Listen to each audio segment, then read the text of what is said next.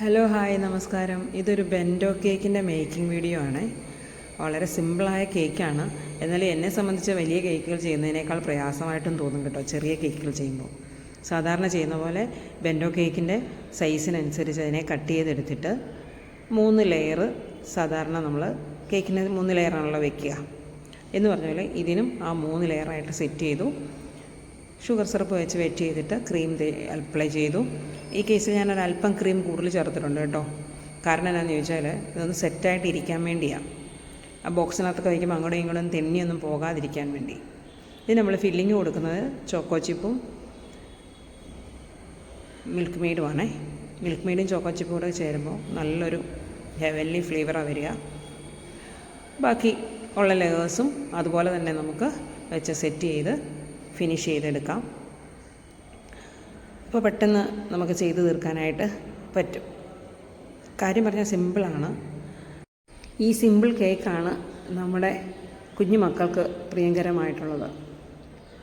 അവരുടെ ടീനേജേഴ്സിൽ അവർക്ക് അവരുടെ ഫ്രണ്ട്സിനോടൊത്ത് അവരുടെ ബർത്ത്ഡേ ഒക്കെ ഒന്ന് സെലിബ്രേറ്റ് ചെയ്യുന്നത്, അല്ലെങ്കിൽ ഫ്രണ്ട്സിനൊരു സർപ്രൈസ് കൊടുക്കാനൊക്കെ ഇത് വളരെ രസമാണ് അവർ നോക്കുമ്പോൾ. അതുകൊണ്ട് നമ്മളും അതിനകത്ത് പങ്കുചേരുന്നു. അവർ നമ്മളോട് ആവശ്യപ്പെടുമ്പോൾ നമ്മളത് ചെയ്തു കൊടുക്കുന്നു.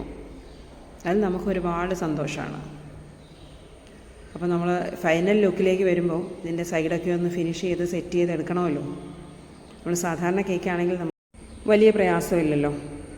ഇതും അങ്ങനെ തന്നെ നമുക്ക് സെറ്റ് ചെയ്തെടുക്കാം. സിമ്പിളായിട്ടുള്ള ഡിസൈൻ മതിയെന്ന് പറഞ്ഞിരുന്നു. എന്തായാലും അവരുടെ 2 മക്കളുടെയും പേരെഴുതിയിരിക്കണം. അങ്ങനെ നമുക്ക് ചെറിയ കേക്കാകുമ്പോൾ അതിൻ്റെ ടോപ്പിൽ പേരെഴുതാനുള്ള സ്ഥലം മാത്രമേ ഉള്ളൂ. ചെറിയ എന്തെങ്കിലും ഡിസൈൻ അല്ലേ നമുക്ക് കൊടുക്കാൻ പറ്റുള്ളൂ. അപ്പോൾ അതുകൊണ്ട് എന്ത് കൊടുക്കണം എന്നെനിക്ക് മനസ്സിലൊരു ആശങ്കയായിരുന്നു.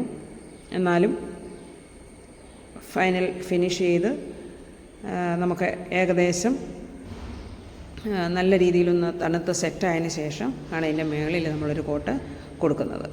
അങ്ങനെ ആ ഫൈനൽ കോട്ട് കൊടുക്കുന്നതിന് മുമ്പ് ഞാനൊന്ന് ഫ്രീസറിൽ വെച്ച് സെറ്റ് ചെയ്തു. കാരണം നന്നായിട്ടൊന്ന് തണുത്തിരിക്കുമ്പോൾ നമുക്കിതൊന്ന് മാറ്റി വയ്ക്കാനൊക്കെ സൗകര്യമാണല്ലോ. അതുകൊണ്ട് ഞാൻ ചെറിയ കേക്കുകളൊക്കെ ഒന്ന് ഫ്രീസറിൽ വെച്ച് സെറ്റ് ചെയ്യുവാണെങ്കിൽ എളുപ്പം സെറ്റായി കിട്ടും. നമുക്ക് ഹാൻഡിൽ ചെയ്യാനായിട്ട് പ്രയാസമില്ല. വീണ്ടും നമുക്കിത് ഈ ബെൻഡോ ബോക്സിലേക്ക് മാറ്റുകയും വേണമല്ലോ. അതുകൊണ്ടാണ്. അപ്പോൾ കഴിഞ്ഞു. എങ്ങനെയുണ്ട് ഫൈനൽ ലുക്ക്? ഇഷ്ടപ്പെട്ടോ? ഇഷ്ടപ്പെട്ടാൽ ഷെയർ ചെയ്യാനും ലൈക്ക് ചെയ്യാനും മറക്കരുതേ. Thank you.